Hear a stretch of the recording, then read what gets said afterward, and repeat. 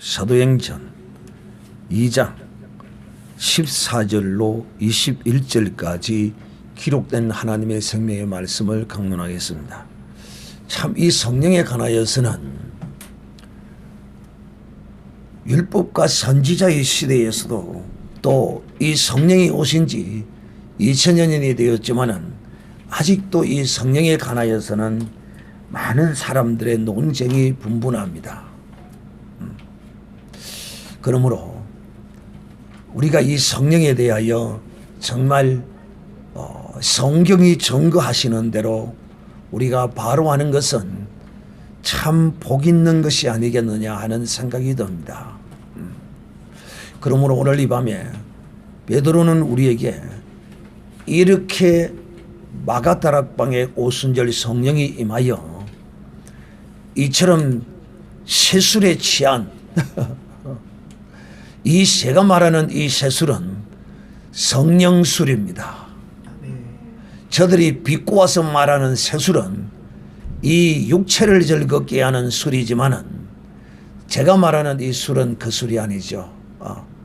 이 세술에 취한 것은 우리는 이 술에 영원히 취해 있었으면 좋겠어요. 참 못 취한 것이 아니죠. 그래서 지금 저들이 비웃는 세술에 취하였다고 비웃는 이 현상이 하나님이 약속하신 그 약속을 인하여 이루어진 것이다.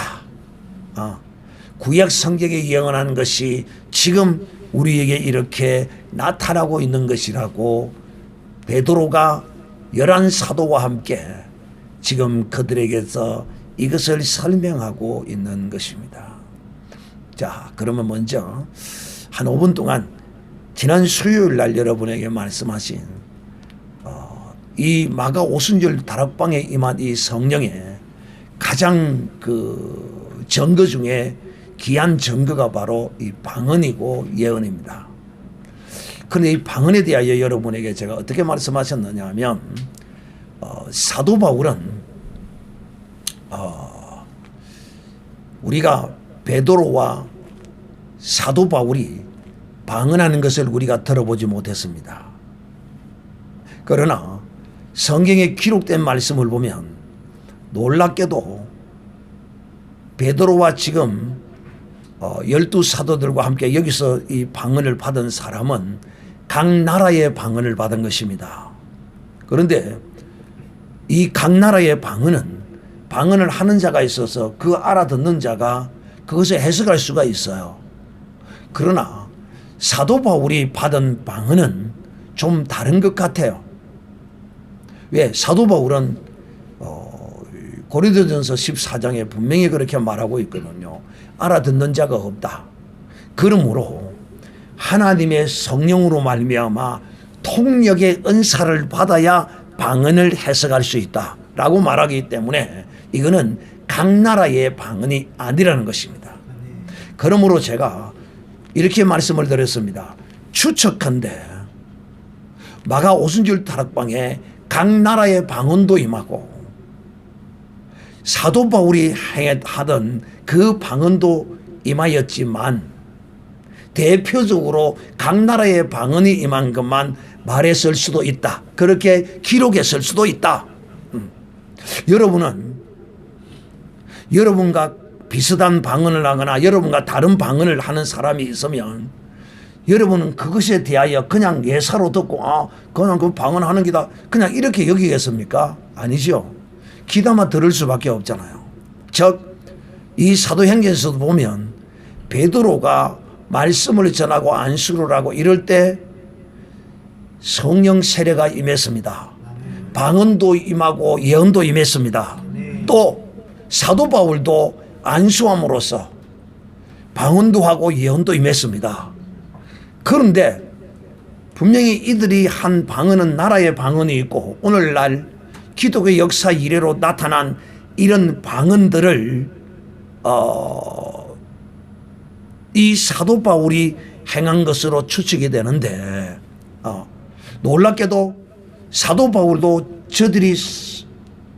사도들이 행하는 방언에 대하여 시비를 걸지도 않았고 이 사도들도 바울이 하는 방언에 대하여 시비를 걸지 않은 것 같아요. 어디에도 없어요.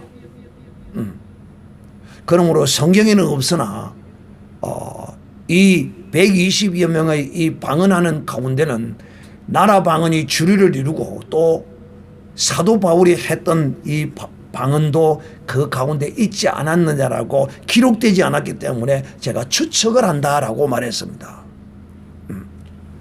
자, 그런데 오늘 이 방언을 말하는 것이 이 세상 사람들이 들을 때는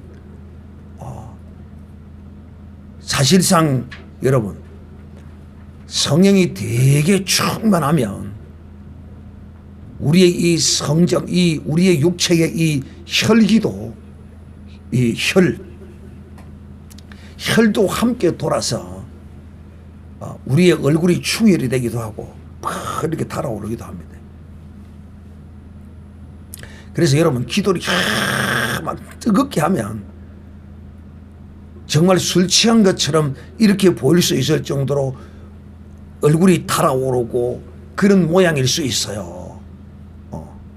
그래서 제가 보기에는 이 지금 방언하는 이 모습들이 그래서 제가 여러분에게 마가 오순절 다락방에 성령이 임할 때 조용조용 묵상 기도하는데 임했을까요?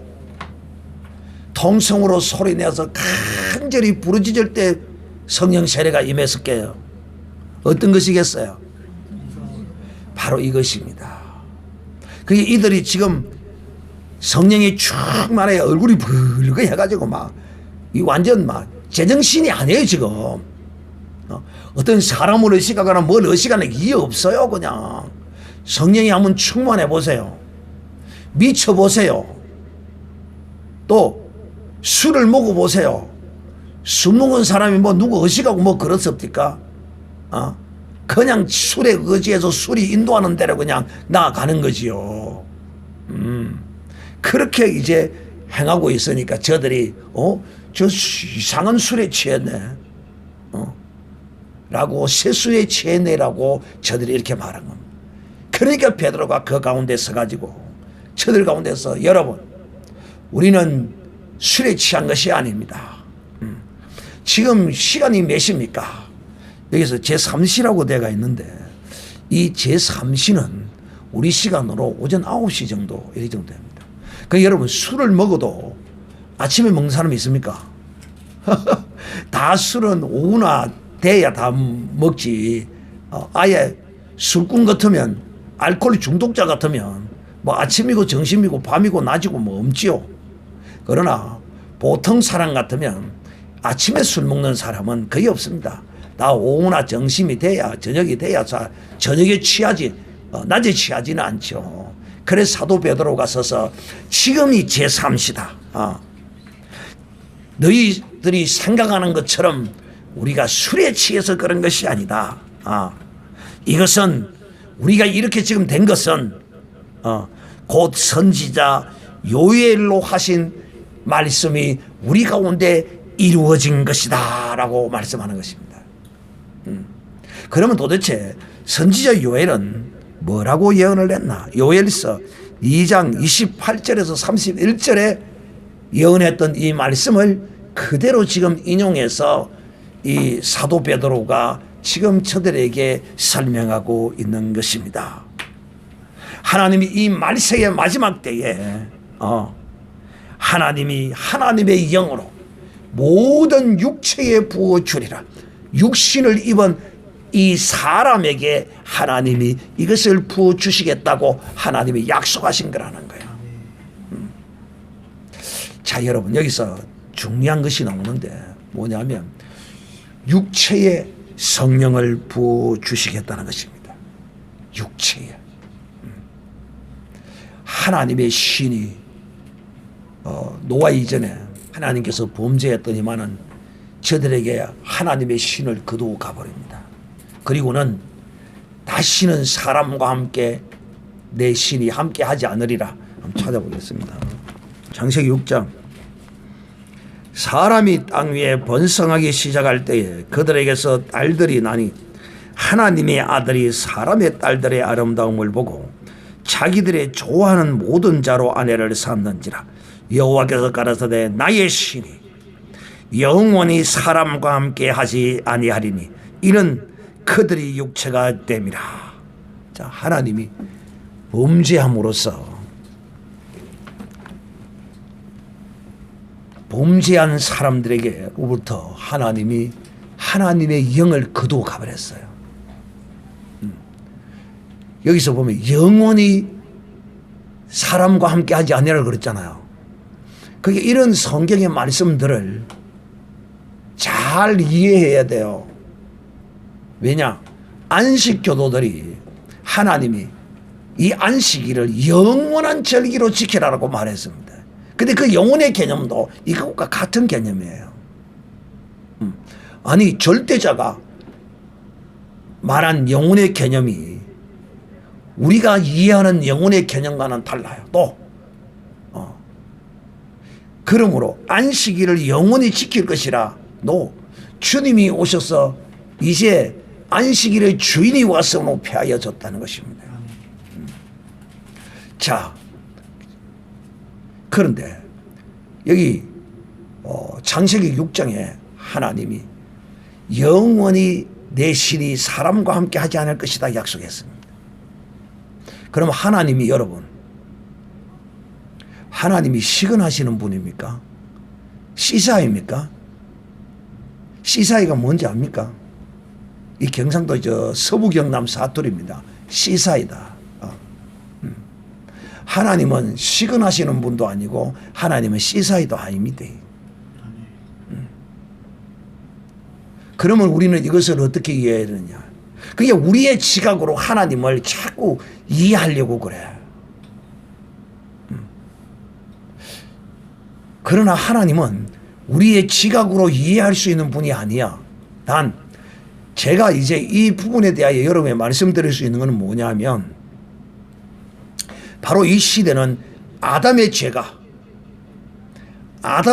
그대로 있었기 때문에 하나님께서 그들에게서 그 신을 거두어 버렸어요. 언제까지를 이 영혼이라고 하나님이 생각하시더냐 하면 바로 이때까지, 오순절까지. 즉 다시 말하면 이제는 이 죄의 문제가 해결이 되었습니다. 할렐루야. 그러므로 이 약속도 이제 무효화된 것입니다. 저는 이렇게 여러분에게 변정합니다. 그랬기 때문에 하나님은 그 죄로 인하여 아담의 죄가 온전히 해결되지 않고 있었기 때문에 하나님이 범죄한 이들의 모습을 보시고 사람에게서 하나님의 신을, 하나님의 영을 거두어버렸어요. 그리고 때가 이르매, 어떤 때가? 아담의 죄가 예수 그리스도로 말미암아 십자가에서 완전히 도말하고 이 죄의 문제를 해결해 놓으신 이후에 하나님은 이제 이것을 주시리라고 성경의 요엘 선지자로 약속하셨고 에스겔 36장의 에스겔 선지자로 약속하셨고 예레미야 선지자로 그날에 그때에 내 신을 부어줄 것이라고 약속하시고 그 하나님의 성령을 부어주실 때 나타나는 현상이 오늘 너희가 듣고 있는, 오늘 지금 너희가 보고 있는 우리의 모습이 하나님이 에스겔 선지자와 예레미야 선지자와 요엘 선지자를 통하여 약속한 성령을 받아서 우리가 지금 예언하고 방언하는 이것이니라 라고 지금 베드로가 이들에게 지금 설명하고 있는 것입니다. 많은 분들이 모든 육체에 부어주리라. 이 육체는 이 사람의 육체입니다. 제 짐승의 육체가 아니네요. 이 부분에 대한 그걸 설명을 안 하고 대부분이 거의 다 넘어가더라고요. 쭉 찾아보기도 하고 했는데 그래서 하나님께서 이제 이 육체에 부어주는데 어떤 육체를 가진 자에게 부어주시느냐? 또나 개나 아무 사람이나 하나님은 부어주지 않습니다. 귀신은 또나게나 아무 때나 그냥 들어가도 됩니다. 그들은 그렇습니다. 그래서 이 귀신은 인격자가 아니라 이렇게 말합니다. 그러나 하나님은 지극히 인격자십니다. 이 말이 무슨 말이냐면 이 육체를 가진 사람의 마음의 동의 없이 하나님은 함부로 아무에게나 들어가지 않습니다. 반드시 그 사람을 통하여 동의하도록 하고 그 인격적으로 동의를 얻고 난 후에 하나님은 그 사람 속에 들어오십니다. 할렐루야. 그러나 귀신은 사람 속에 들어올 때 그냥 자기 마음대로 그냥 들어옵니다. 자기 들어가고 싶은데 그냥 들어가는 거예요. 왜 그런 불법자입니다. 그는 인격자, 인격적인 존재가 아닙니다. 하나님은 어떤 육체에 바로 주 예수 그리스도를 믿는 사람에게 바로 이런 믿음을 가진 그 육신에 그래서 우리는 우리의 육신 속에 하나님의 성령이 들어와 있음을 믿어야 합니다. 하나님의 영이 우리 속에 들어와 있음을 우리가 믿어야 돼요. 근데 하나님의 성령이 들어올 때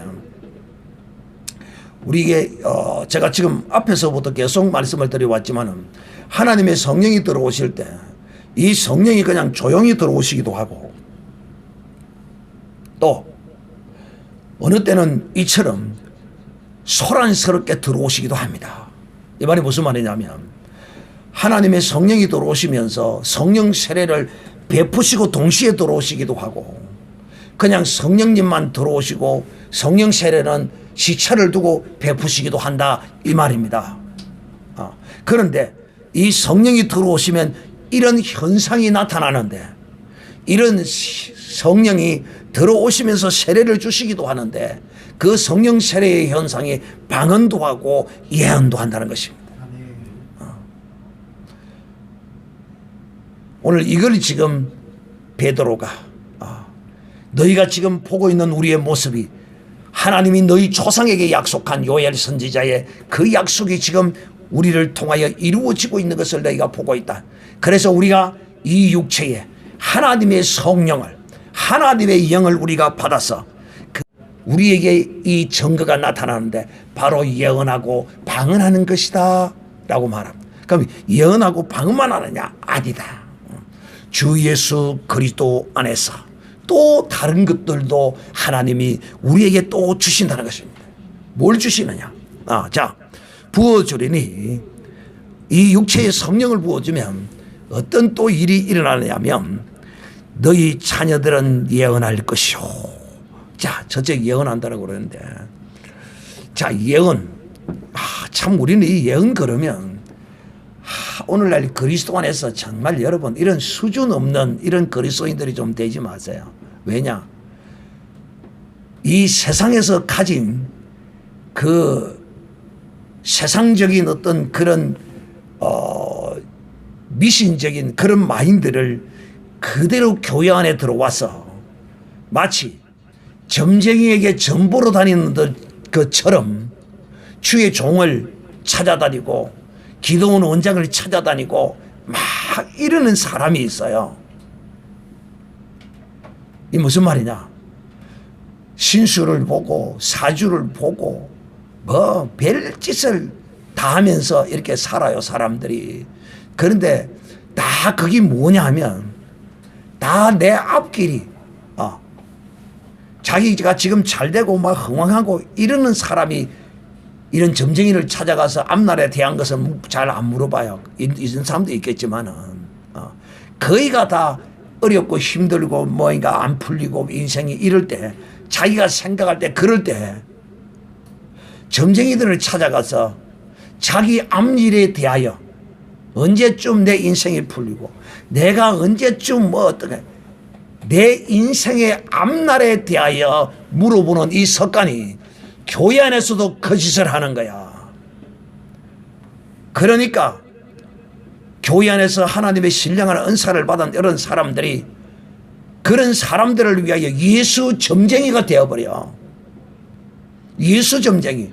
예수의 이름으로 점치는 사람이 되어버리는 거야. 예수 믿는 믿음의 사람은 내 앞일이 어떻게 될 것이 누구에게 묻거나 내 자식이 뭐 어떻게 될 건지 그런 거 묻고 다니는 게 아니에요. 정신 똑바로 차려야 합니다. 그냥 내가 하나님의 이 계명의 약속의 말씀을 따라서 내 자식을 믿음으로 잘 가르치고 행하도록 이렇게 인도하면 하나님이 하나님의 뜻을 따라서 주시는 은사를 통하여 하나님이 이 자녀를 인도해 가시는 것이지. 이 자녀가 이제 그런 기도는 해야 돼요. 어떤 기도를? 하나님의 뜻대로 하나님의 뜻을 위하여 이 자녀가 쓰임받게 해달라고 그런 기도는 괜찮아요. 그러나 오늘 이 예언이라는 말입니다. 예언. 절대 이 성령은 인간 개인의 어떤 앞날에 대하여 예언하는 것은 거의 없다. 제가 왜 거의 없다고 말하느냐 하면 100%는 아니기 때문에. 그것도 주 안에서 하나님의 뜻을 따라서 어떤 믿음의 사람들, 특히 이런 하나님의 뜻을 따라서 사역을 해야 될 사람들을 향한 가끔 그런 것들이 있을 수는 있으나 믿음 안에서 주의 나라와 의를 향한 그런 것은 있을 수가 있으나 순수한 인간 개인적인 그런 어떤 유익과 이익을 위한 그런 예언은 교회 안에 있는 게 아닙니다. 똑바로 알아야 됩니다. 그래서 여기서 이 예언을 말할 것이며 너희 자녀들은 예언할 것이며, 자, 오늘 이들이 방언과 예언이 한꺼번에 지금 오순절 마가다락방에 터져 나왔는데 이들이 어떤 방언을 했습니까? 하나님을 높이는 일. 하나님을 높이는 일. 그러니까 이 성령이 임하시면 어떤 예언을 하게 되느냐? 하나님의 나라와 의를 위하여 이 구원주 예수 그리스도를 전하고 심판을 전하고 은혜를 전하고 이것이 바로 복음을 전하는 것이 이 예언이라는 거야. 그러므로 우리가 성령 안에서 하는 이 예언은 그래서 여러분은 기도는 원장이나 어떤 신령한 사람들이 예언한다는 그런 데 가서 함부로 그런 거 안 하는 게 좋습니다. 그런 데가 뭐 사람들이요 줄을 서요, 줄을. 참 어떤 사람이 그런 걸 하는 모습을 보면 참 줄타기를 하면서 아슬아슬하게 하는 사람들이 있어요. 제가 참 누구라고 이름은 금명하지는 않지만은 참 아슬아슬해요. 왜냐? 사람들이 그걸 좋아하거든. 그러니까 그냥 신앙 상담 형식으로 그렇게 아슬아슬하게 하는 사람들이 있더라는 거야. 아슬아슬하게. 별 것도 아닌데 말이에요. 그래서 다시 한번 이야기합니다. 내가 원하는 것이 있고 정말 강한 것이 있으면 하나님께 간구하고 기도하고 내가 이 일을 위하여 하나님한테 헌신하고 나아가는 것이 그것이 우리의 신앙에 있어서의 최고의 답이에요.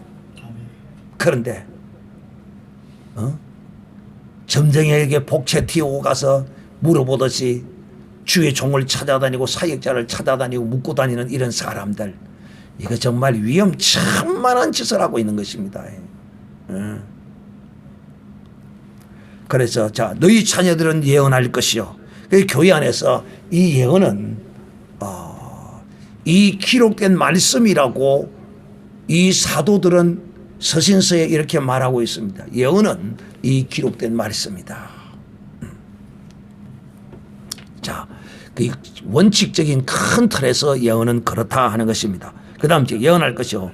너희 젊은이들은 환상을 보고 너희 늙은이들은 꿈을 꾸리라. 환상과 꿈, 이건 세트라고 말할 수 있죠. 그냥 우리가 비몽사몽간이라고 하기도 하고 또 자면서 이제 꾸는 꿈도 성령이 주시는 이런 꿈이 있어요. 꿈을 꾸게 되어 있다. 그래서 제가 꿈과 환상을 하나로 세트로 보자 이렇게 말하는데, 환상, 여러분, 이 성령을 받을 때 성령 세례를 세게 받고 크게 받을수록 좋습니다. 좀 유달스럽게 좀 받아야 됩니다. 그냥 슬쩍 조용히 그냥 슬슬 지나가는 거 이러면 크게 쓰임을 받지를 못합니다. 여기 보면 성경에 나온 수많은 하나님의 사람들을 보면 성령 세례를 세게 받는 사람일수록 큰 일을 하더라고. 에스겔을 보세요. 에스겔이 그발 강가에서 뭘 받았다? 성령 세례를 받은 것입니다. 구약의 선지자들은 다 성령과 함께 성령 세례를 다 받았어요. 아마 이렇게 말하는 사람 별로 없습니다. 여러분은 사울이 성령 받고 성령 세례 받는 과정을 자세히 여러분에게 설명했고, 다윗도 성령 세례와 성령을 받은 것을 또 제가 오래전에 또 설명을 한 적이 있습니다. 어쨌든 이 성령을 받고 성령 세례를 받게 되면 또 꿈과 환상도 보게 된다. 환상.